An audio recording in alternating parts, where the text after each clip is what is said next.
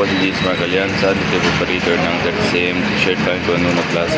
Nagamit ko ito ng 7 beses sa isang linggo na may total run at 106 meters.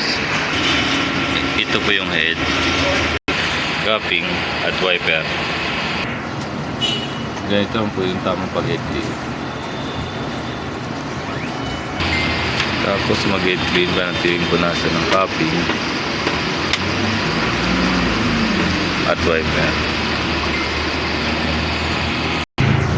Ganito lang po yung tamang pag-nasan sa ito.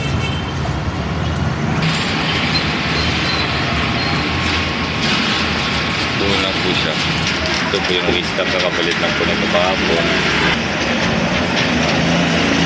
AVR. Ito naman yung mga use. Sa unuse naman, meron tayong 3 pin. 2 powder. 1 white, 3 magenta, 1 cyan. At 5 yellow. 2 solution at 2 QE solution. Ito naman yung consumer withdrawals ng 30cm. Dito yung film, powder, white, yellow, cyan, QE solution. Ito naman yung dito yung monthly maintenance checklist, updated naman po.